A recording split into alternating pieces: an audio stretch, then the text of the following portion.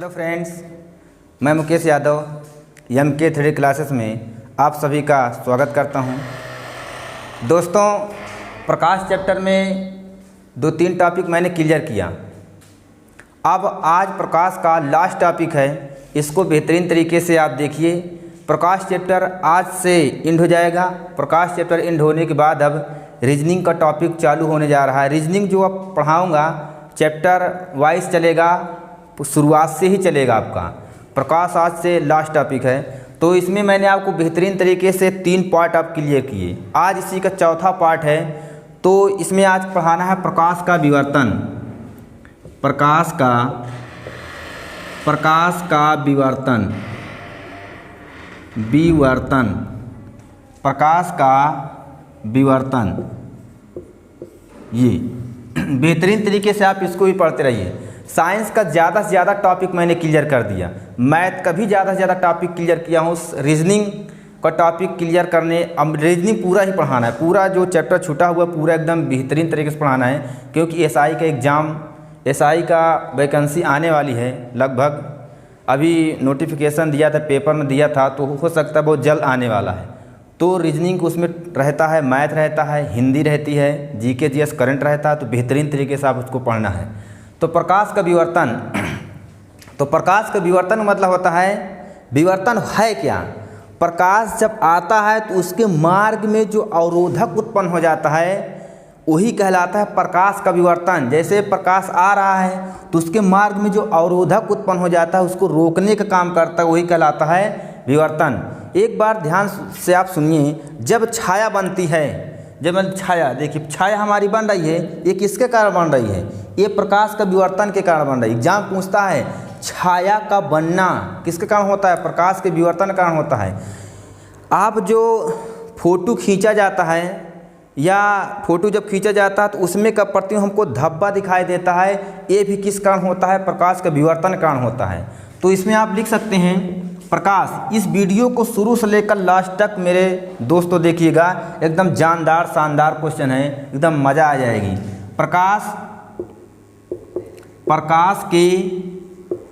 प्रकाश के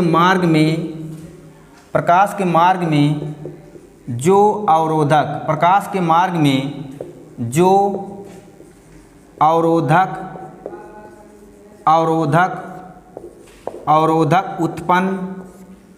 उत्पन्न होता है प्रकाश का विवर्तन कहलाता है। अब जैसे मान लो छाया का निर्माण, जो छाया का निर्माण होता है वो किसके कारण होता है? प्रकाश के विवर्तन कारण होता है। जो छाया बनती है, एग्जाम पूछ लेते, छाया का निर्माण किसके द्वारा होता है? प्रकाश का विवर्तन, प्रकाश के व्यतिकरण, अपवर्तन, परावर्तन, तो होता है विवर्तन। अब दूसरा है किसी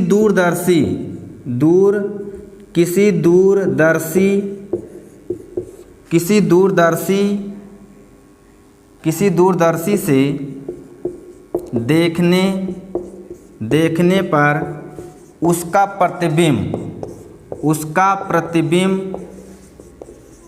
प्रतिबिंब का धब्बा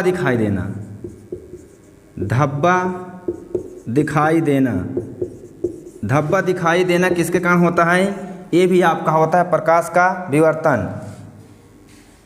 तो छाया का निर्माण जो होता है वो भी प्रकाश का विवर्तन कारण होता है।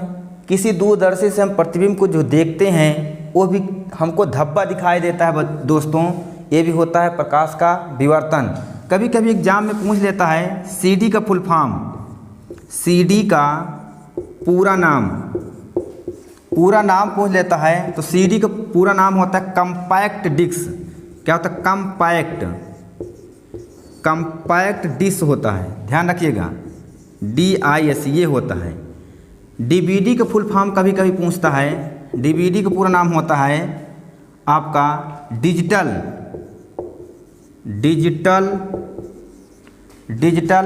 वर्सटाइट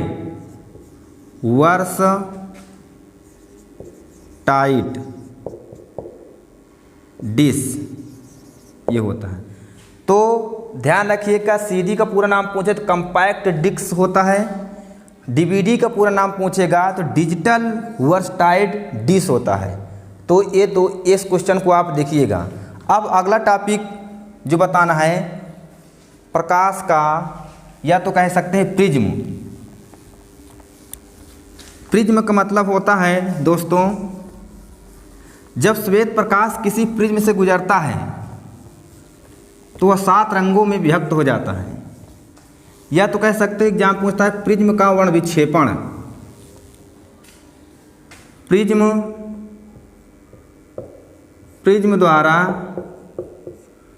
द्वारा प्रकाश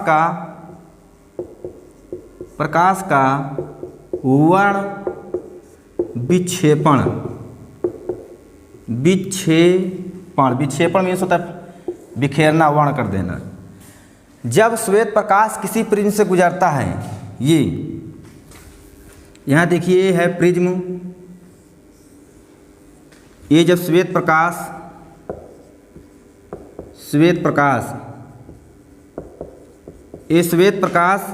जब किसी प्रिज्म से गुजरता है तो 7 रंगों में क्या हो जाता है, विभक्त हो जाता है। इसी घटना को 1 2 3 4 5 6 7 तो उसे कहा जाता है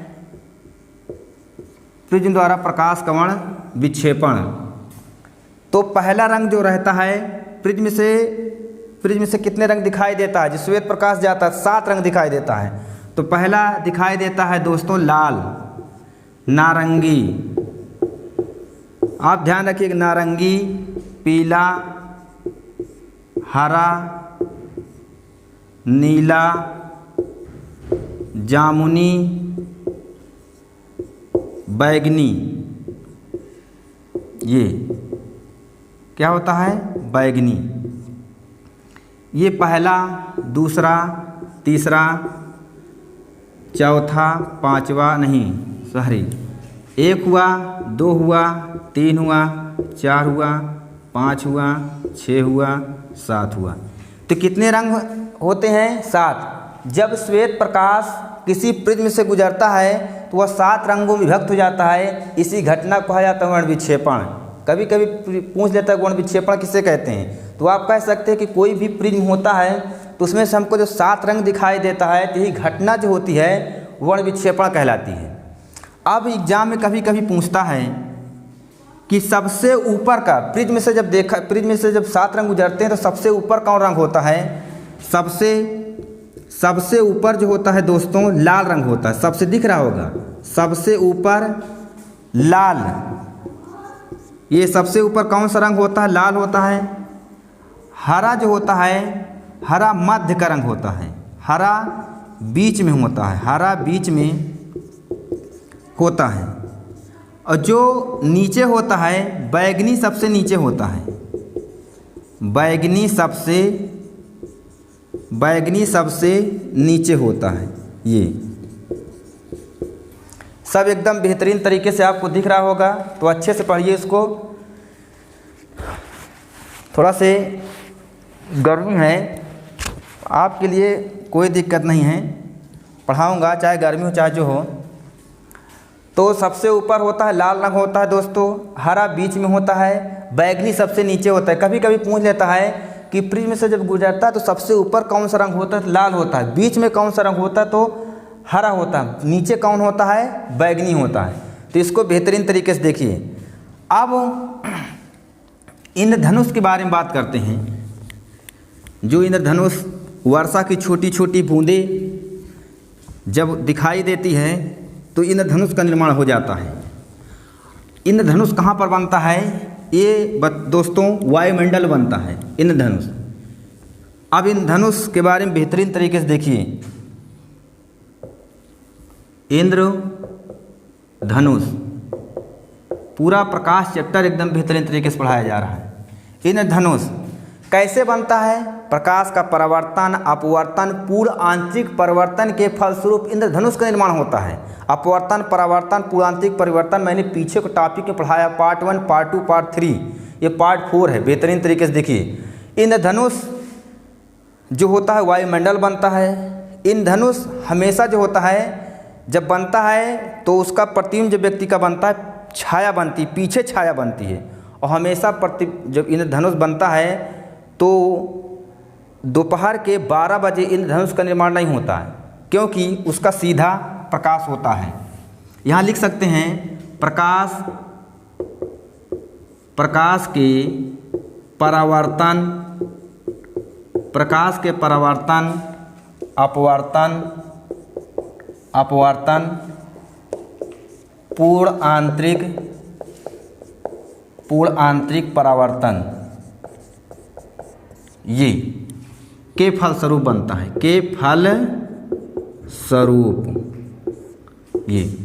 तो इंद्रधनुष का निर्माण कैसे होता है? तो प्रकाश के परावर्तन अपवर्तन पूर्ण आंतरिक परिवर्तन के फलस्वरूप इंद्रधनुष का निर्माण होता है।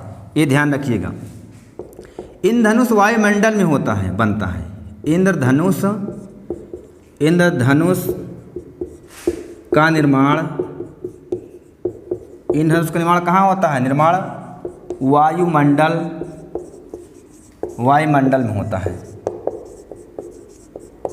इंद्रधनुष का निर्माण कहाँ पर होता है? वायुमंडल। और कैसे बनता है? वर्षा की छोटी छोटी बूंदें, वर्षा की छोटी छोटी बूंदों के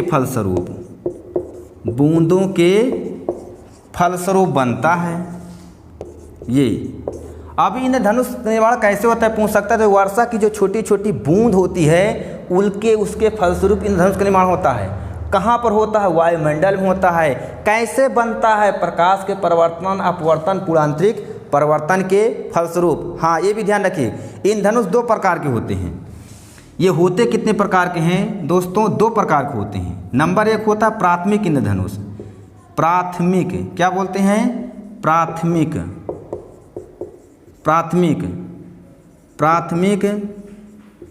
इंद्रधनुष। प्राथमिक इंद्रधनुष, इसे सीधा इंद्रधनुष भी कहा जाता है। इसे सीधा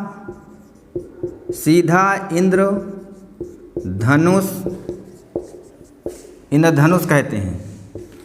कभी कभी एग्जाम पूछता है प्राथमिक इंद्रधनुष को और किस नाम से जानते हैं? तो इसे सीधा इंद्रधनुष के नाम से जानते हैं। अब एक कब बनता है? यह जो होता है 2 बार, यह 2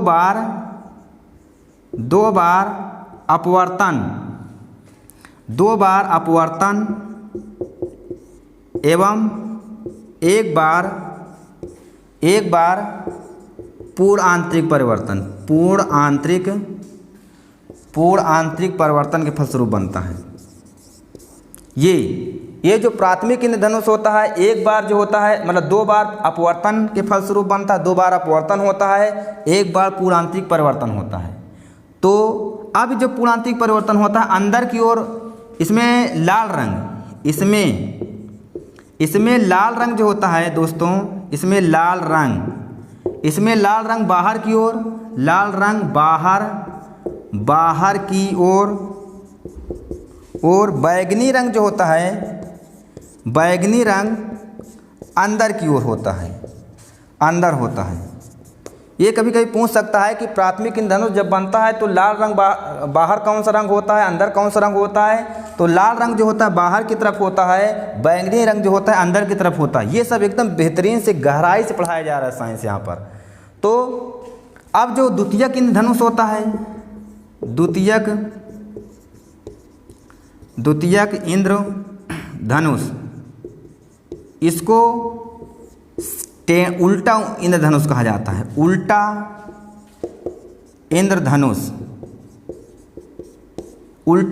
इसमें क्या होता है कि 2 बार जो होता है अपवर्तन, 2 बार अपवर्तन एवं 2 बार पूर्ण आंतरिक परिवर्तन, पूर्ण आंतरिक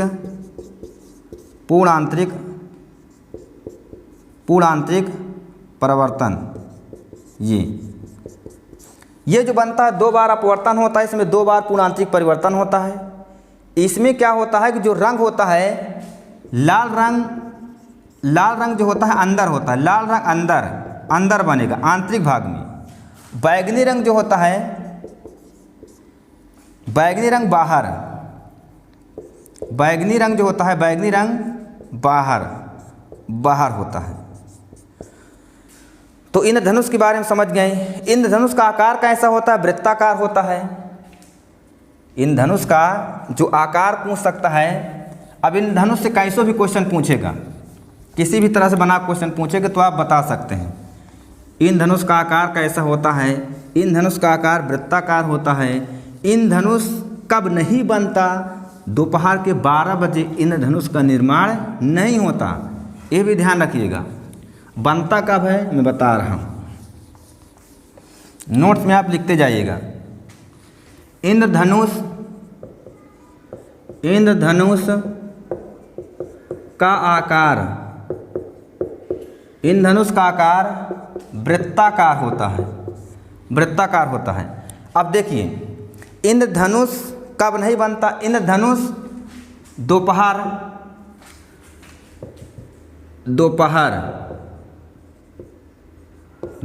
12 बजे, दोपहर 12 बजे इंद्रधनुष नहीं बनता। ध्यान रखिए, क्यों? क्योंकि उसमें प्रकाश की किरणें सीधी होती हैं। क्योंकि प्रकाश की किरणें क्या होती हैं? क्योंकि प्रकाश की किरणें सीधी होती है, इसीलिए दोपहर के 12 बजे धनुष का निर्माण नहीं होता। अब एग्जाम में पूछ सकता है कि कौन सा रंग इंद्रधनुष का नहीं दिखाई देता, तो काला रंग जो होता है दोस्तों इंद्रधनुष का नहीं दिखाई देता। इंद्रधनुष का काला रंग नहीं दिखाई देता, ये ध्यान रखिए।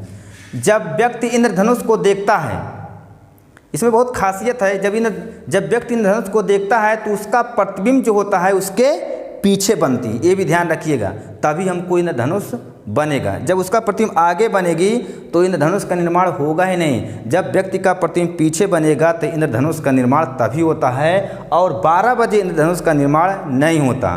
कौन सा रंग नहीं दिखाई देता? तो काला रंग नहीं दिखाई देता। इंद्रधनुष कैसा होता है? तो इंद्रधनुष जो होता है दोस्तों वृत्ताकार होता है। ये आपको बेहतरीन तरीके से समझ में आया। अब अगला टॉपिक है प्रकाश का व्यतिकरण। प्रकाश का व्यतिकरण, प्रकाश का व्यतिकरण। तो प्रकाश के व्यतिकरण के बारे में सुनिए। जब दो एकवर्णी प्रकाश एक समान रूप में विक्षेपित होती अर्थात जाती है, तो कहीं पर प्रकाश की तीव्रता कम होती, कहीं प्रकाश की तीव्रता ज़्यादा होती है, तो उसे कहा जाता है प्रकाश का व्यतिकरण। या तो ऐसे कह सकते हो, मान लीजिए मैं दो टार्च लेता हूँ और प्रकाश को मारता हूँ, एक ही साथ निकलती है दोनों, तो कहीं पर प्रकाश कम होता है, कहीं पर अधिक होता है, तो यही घटना जो होती है प्रकाश का व्यतिकरण कहलाती है। बेहतरीन तरीके से समझ में आया होगा। अब व्यतिकरण की व्याख्या किसने की है, एग्जाम पूछता है। अब इसके बारे में समझ गए कि जब प्रकाश निकलता है दो एकवर्णी रूप में, तो कहीं पर प्रकाश की तीव्रता कम होती है, कहीं पर अधिक होती है, तो इसी घटना कहते हैं प्रकाश का व्यतिकरण।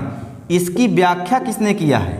इसकी व्याख्या किए थे थॉमस यंग ने। किसने किए थे? थॉमस यंग ने। ये इंपॉर्टेंट क्वेश्चन है, तो आप उसको सुन लीजिए। अब व्यतिकरण होते कितने प्रकार के हैं? व्यतिकरण भी 2 प्रकार के होते हैं। नंबर 1 तो होता है संपोषी व्यतिकरण, संपोषी व्यतिकरण, संपोषी व्यतिकरण। नंबर 2 होते हैं विनाशी व्यतिकरण। संपोषी व्यतिकरण मतलब होता है जहाँ पर प्रकाश की तीव्रता तेजी से होती है, उसे संपोषी व्यतिकरण कहा जाता है। जहाँ पर तेजी से होती है, जहाँ पर प्रकाश की तीव्रता तेजी से होती है, उसे संपोषी व्यतिकरण होता है, तेजी। और जहाँ पर प्रकाश की तीव्रता कम होती है, उसे कहा जाता है विनाशी, विनाश हो जाता है। तो जहाँ पर प्रकाश की तीव्रता अधिक होती है संपोषी, और जहाँ पर प्रकाश की तीव्रता कम होती है, उसे कहा जाता है विनाशी व्यतिकरण।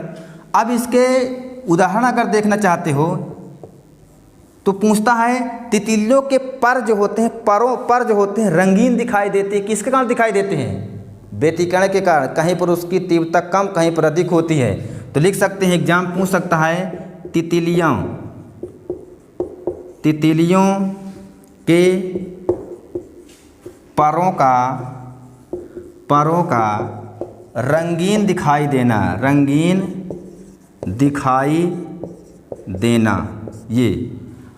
ये भी इम्पॉर्टेंट क्वेश्चन है।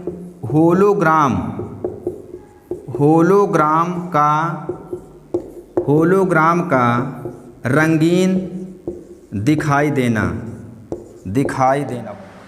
अब अगला टॉपिक पढ़ना है प्रकाश का धुआं। प्रकाश का धुआं का मतलब होता है जब प्रकाश किसी स्रोत से एक दिशा में गमन करता चला जाता है तो इसी क्रिया को कहा जाता है प्रकाश का धुआं। प्रकाश का धुआं सिर्फ जो होता है प्रकाश से ही संबंध है। प्रकाश धुआं घटना किससे संबंधित होता है? एग्जाम पूछता है धुआं की घटना किससे संबंधित है? तो धुआं की घटना दोस्तों संबंधित है प्रकाश के धुआं से। तो इसमें लिख सकते हैं जब प्रकाश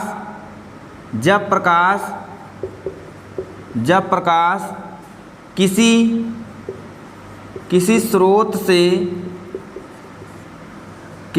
से निकलता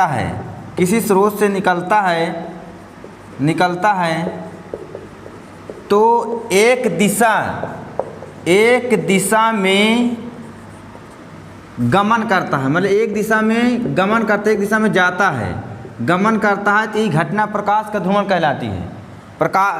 अब धुआं की घटना एग्जाम में पूछता धुआं की घटना किससे संबंधित है? तो दोस्तों धुआं की घटना जो है वो प्रकाश से संबंधित है। धुआं की घटना प्रकाश में ही संभव है। जहाँ पर प्रकाश होता है वहीं पर धुआं की घटना होती है, प्रकाश में संभव होती है। धुआं की घटना कैसी तरंगे हैं? एग्जाम में कभी कभी पूछ लेता है किस प्रकार की तरंगे हैं? तो ये अनुप्रस्थ तरंगे हैं। कैसी तरंगे हैं? अनुप्रस्थ तरंगे हैं। ये किस प्रकार की तरंगे हैं? अनुप्रस्थ तरंगे हैं। अगला टॉपिक अब आपको पढ़ना है लेंस।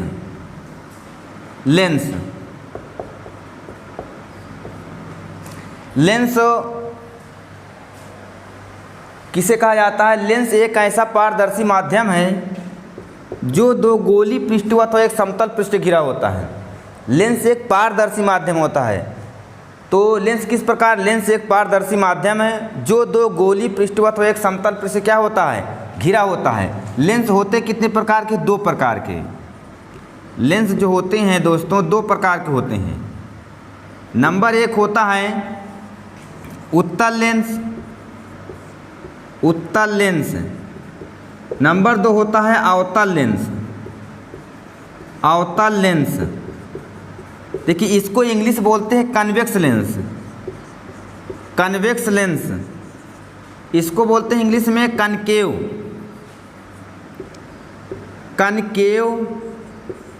लेंस। ये कभी कभी एग्जाम में क्या होता है कि उत्तल लेंस को विकल्प में दिया रहता है तो कन्वेक्स लेंस और कनकेव लेंस लिखा रहता है, तो इसको आप ध्यान देना है। तो कन्वेक्स लेंस की आकृति कैसी होती है?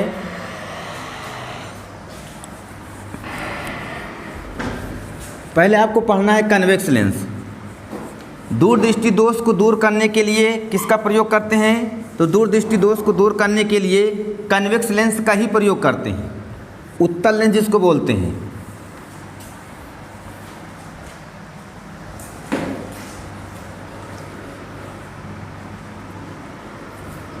उत्तल लेंस ये जिस लेंस का बीच का भाग मोटा, किनारे का भाग पतला होता है उत्तल लेंस कहलाता है। तो इसका देखिए जिस लेंस के बीच का भाग मोटा है, देखिए बीच का भाग क्या है? बीच का भाग मोटा,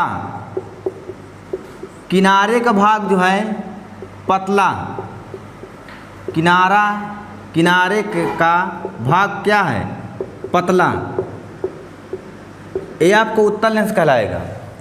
जो कैमरा में लगे होते हैं लेंस, कौन से लेंस लगे होते हैं कैमरे में, उपयोग कहाँ पर करते हैं इसका,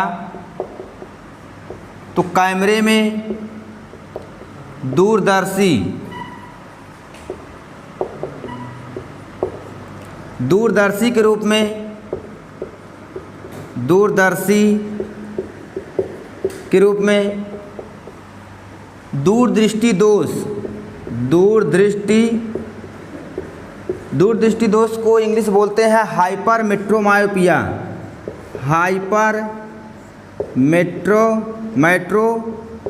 मेट्रोमायोपिया। एग्जाम में कभी कभी पूछता है कि हाइपरमेट्रोमायोपिया दोष को दूर करने के लिए किस लेंस का प्रयोग करते हैं, तो इंग्लिश में पता होना चाहिए, क्योंकि इंग्लिश में इसको हिंदी में बोलते हैं इसको दूरदृष्टि दोष। तो हाइपरमेट्रोमायोपिया दोष को दूर करने के लिए, दोष को दूर करने के लिए किसका प्रयोग करते हैं, उत्तल लेंस का। ये वेरी मोस्ट इम्पॉर्टेंट क्वेश्चन है। ये हर एग्जाम में क्वेश्चन पूछा जाता है कि दूरदृष्टि निवारण के लिए किसका प्रयोग करते हैं, तो उत्तल लेंस का प्रयोग करते हैं। दूरदृष्टि दोष का मतलब होता है कि दूर की वस्तु दिखाई दे, पास की वस्तु न दिखाई दे। जस्ट उल्टा है, दूर जिस व्यक्ति को, इस रोग से पीड़ित व्यक्ति दूर की वस्तु देख लेता है परंतु पास की वस्तु नहीं देख पाता, तो उसे कहा जाता है दूरदृष्टि दोष।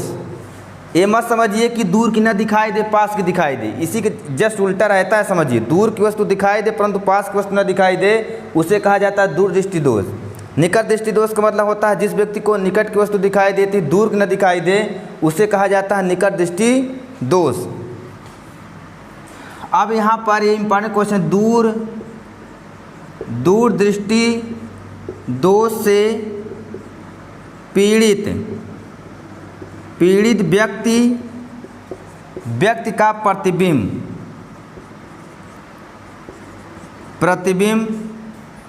रेटिना के पीछे बनता है, रेटिना के पीछे बनता है। ये इम्पॉर्टेंट क्वेश्चन है कि दूरदृष्टि दोष से पीड़ित व्यक्ति का प्रतिबिंब कहाँ बनता है, तो रेटिना से पीछे बनता है। स्पष्ट दृष्टि की न्यूनतम दूरी कितनी होती है, ये भी ध्यान रखिएगा। स्पष्ट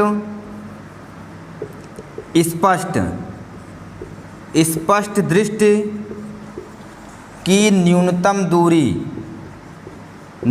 दूरी होती है 25 सेंटीमीटर। स्वस्थ व्यक्ति की, मनुष्य की आँख की दूरी कितनी होती है, तो अनंत होती है। इतना ध्यान रखिए कि जो व्यक्ति स्वस्थ मनुष्य का, मतलब न तो उसको दूरदृष्टि निकट दृष्टि ना हो, एकदम स्वस्थ आँख हो, तो उसकी दूरी कितनी होती है, तो उसकी दूरी जो होती है अनंत होती है। और स्पष्ट दृष्टि की न्यूनतम दूरी लगभग 25 सेंटीमीटर दूरी पर रखकर हम किसी वस्तु को, किसी अक्षर को पढ़ सकते हैं। ये दो क्वेश्चन पूछता है। स्पष्ट दृष्टि की न्यूनतम दूरी कितनी होती है, 25 होती है। स्वस्थ मनुष्य की आँख की दूरी कितनी होती है, अनंत होती है। ये दोनों क्वेश्चन आप इम्पॉर्टेंट समझिए। अब अगला टॉपिक आता है अवतल लेंस। इसको इंग्लिश बोलते हैं concave lens. Concave lens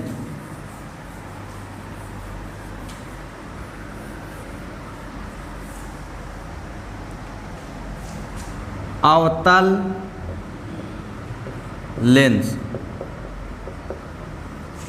concave lens. इसकी आकृति जो होती है ये होती है। जिस लेंस के बीच में क्या होता है, मोटा होता है, मोटा नहीं सॉरी पतला। जिस लेंस के बीच में पतला होता है, किनारे पर मोटा होता है, अवतल लेंस होता है। यदि आप अवतल लेंस को हाथों में लेकर स्पर्श करेंगे तो आपको बीच में क्या होगा, पतला महसूस होगा, किनारे पर जो होगा आपको मोटा रहेगा। और उत्तल लेंस जो रहेगा बीच में मोटा रहेगा, किनारे पतला रहेगा। या आप इसको स्पर्श करके, समतल लेंस जो होता है, समतल जो होता है एकदम बराबर होता है हर जगह। तो इसमें क्या होता है, निकट निकट दृष्टि दोष को दूर करने के लिए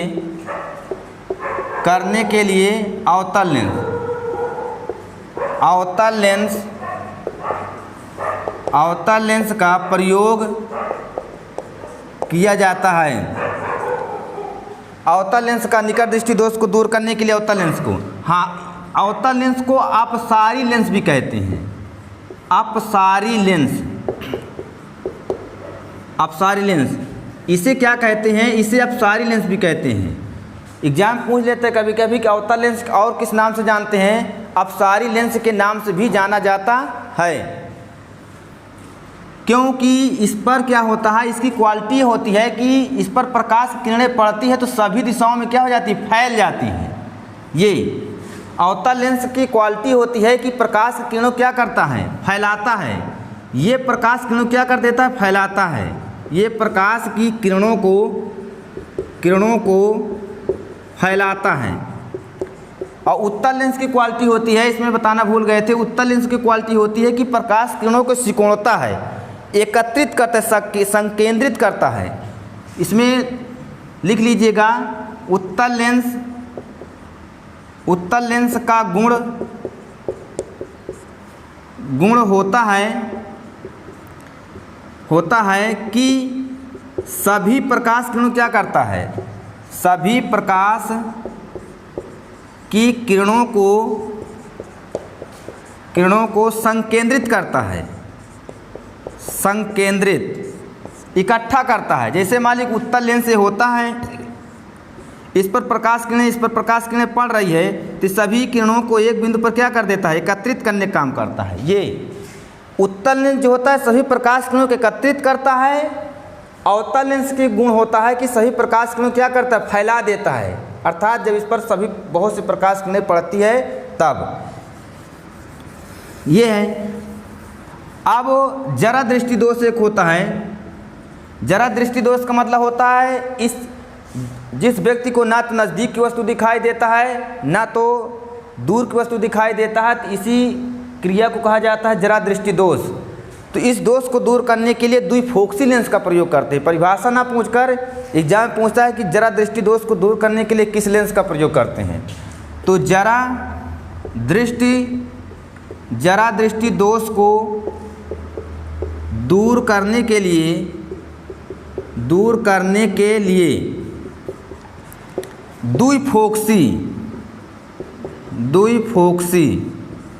द्विफोक्सी लेंस का प्रयोग करें। द्विफोक्सी का मतलब होता है उत्तल लेंस और अवतल लेंस दोनों का उपयोग किया जाता है। एक बार एक क्वेश्चन पूछा गया था, आप समझते भी हैं कि जैसे आँख में कोई धूल या कंकड़ या कुछ पड़ जाता है तो आँख सूज जाती है, तो आँख का वो कौन सा अंग सूज जाता है? तो श्लेष्मता अंग सूज जाता है। कौन सा अंग सूज जाता है? श्लेष्मता। ये ध्यान सुनिएगा, जब आँख में धूल या कण कोई पड़ जाता है तो आँख का कौन सा अंग सूज आता है? तो श्लेष्मता अंग। इसको ध्यान रखिएगा, श्लेष्मता अंग क्या हो जाता है? सूज जाता है। अब अगला टॉपिक पढ़ना है लेंस की क्षमता, लास्ट टॉपिक इसमें से। लेंस की क्षमता का मतलब होता है फोकस दूरी के व्युत्क्रम।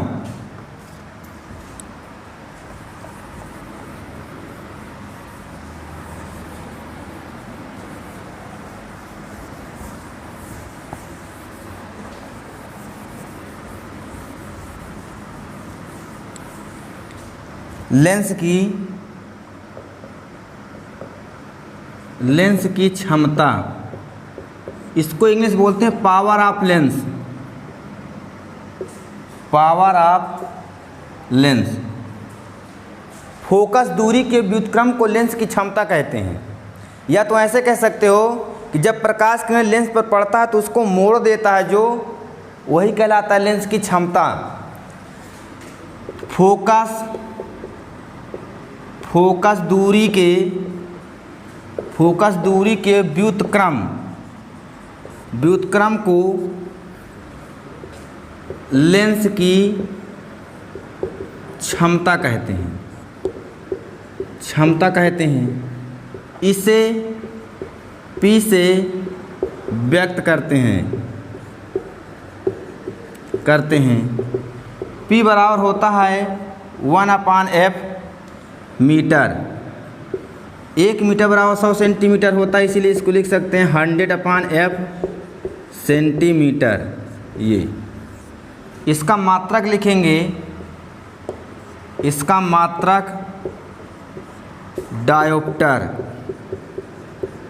इसको D से व्यक्त करते हैं, ये डायोप्टर। अवतल लेंस की क्षमता का मान ऋणात्मक होता है। यदि अवतल लेंस है तो उसकी क्षमता का मान क्या ऋणात्मक रहेगा। उत्तल लेंस की क्षमता का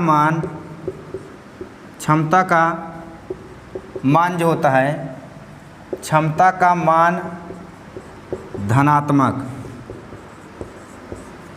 धूप के चश्मे की क्षमता जो होती है, धूप के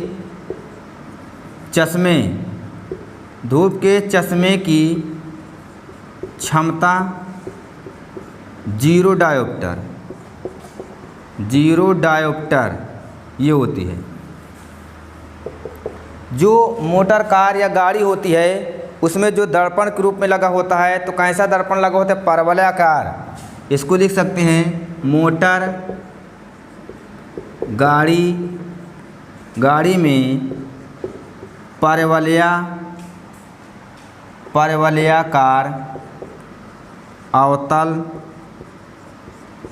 दर्पण लगा होता है।